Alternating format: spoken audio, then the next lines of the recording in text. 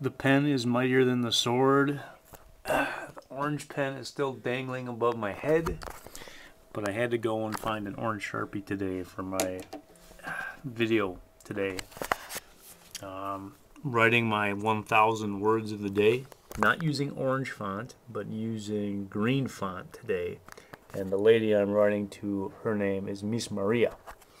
And I'm writing to her about Lent, about the fact how she used to be a lunch lady in Sherman Hall, and that she probably knows about Lent more than most because she served a lot of grilled cheese, crispy cod, and other non-meat lunches and dinners throughout her career at Winnebago Mental Health. I've made it a tradition in my life to stay in touch with Maria and write her each and every week on Sunday. So I am doing that, and let me kind of read an excerpt from what I'm writing right now for my 1,000 words of the day. I took my Grandma Alice to church today, and the gospel reading was one of my favorite passages from the Bible. In fact, I will probably pause for a second, get out my video camera, and I have, and see if what I'm about to write is true. What I want to write, I haven't opened up my Bible in a while. I keep that here in my orange fanny pack. And is this the King James Bible? Is this the Book of Mormon? It's an orange Bible. That's all that matters to me, is that it is an orange Bible. And inside this Bible, there is a green playing card. Not like the Ace of Spades or the Jack of Diamonds. But I'm hoping that this playing card is in the Book of Matthew.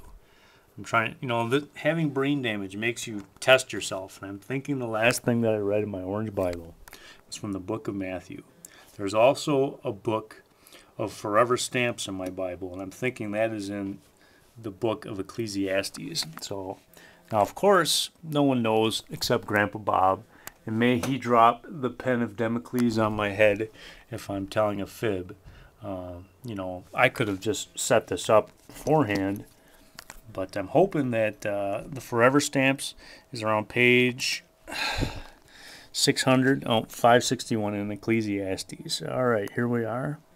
It is impossible to be truly good. That is the truth. That is the truth. And that's kind of what I've been studying with my forever stamps. And I'm hoping that the second bookmark, the green playing card, Revelation, is on Matthew 4, which is kind of interesting because there's Revelation. There's a stained glass window that I drew for my little sister on her confirmation. This is probably one of my favorite playing cards of all time, and maybe someday I'll do a story about that.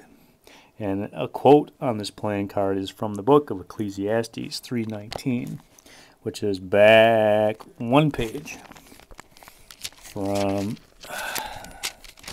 the stamps. So that's, I kind of have a bookmark where my bookmark should be, which is kind of funny. But here, the temptation of Jesus. I don't know if anyone can read this. We're in Matthew 4. But this bookmark is in this part of the Bible because I wrote a short story about this chapter in the Bible, verses 1 through 11 in the Bible. And that story is on my computer, in fact. And let me set my Bible down ceremoniously on the box from the post office, and let's see if I can find that story. I'm not going to share that story, not now, but maybe I will someday in the future. The thing is, that story I wrote was a gift for someone, a 3-year-old girl named Asia in my writings. So, that story kind of belongs to her. So I don't know if I should be sharing it with the world anymore. All right, I'm going to try to log into my email.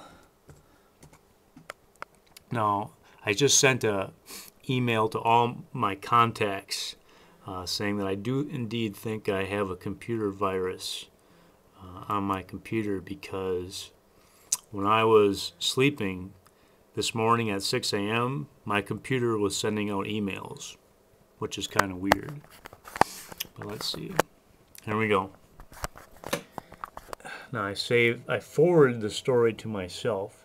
This is a story for Anastasia, even though I probably shouldn't be using her real name. Asia is the nickname that I choose to use. Okay. Okay, and here is the short story. The young man walked slowly as if there was a great weight upon his shoulders. There was nothing on his bare shoulders but the sun above. However, the sun can be quite the menace in the middle of the desert. Now, the fourth chapter, the beginning of the fourth chapter of Matthew is about Jesus when he was tempted by the devil. And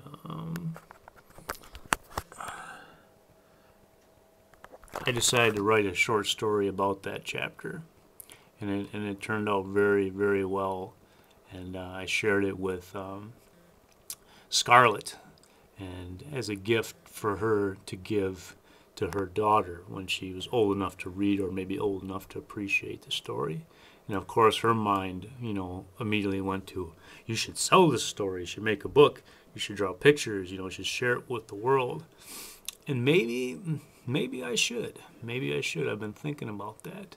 And it's tempting. It's tempting to do that, I'm going to talk, I think, a lot about temptation over the next week or 2 or 3, I guess, because we're in Lent. And for me, Lent is a time of temptation. Every time I see an orange Sharpie for the rest of my life, I will think of my ex-coworker, the beautiful lunch lady, Miss Maria. And I hope that when I'm an old man, I still continue to write to her each and every week on Sunday. She's a good friend, a very good friend. And now let's do a little writing here. Let's keep this going. Let's see if I can get this here. Okay. Indeed, the bookmark in my Bible was right where I said it would be. It does my heart good and makes me think that once again I am doing what I am supposed to be doing.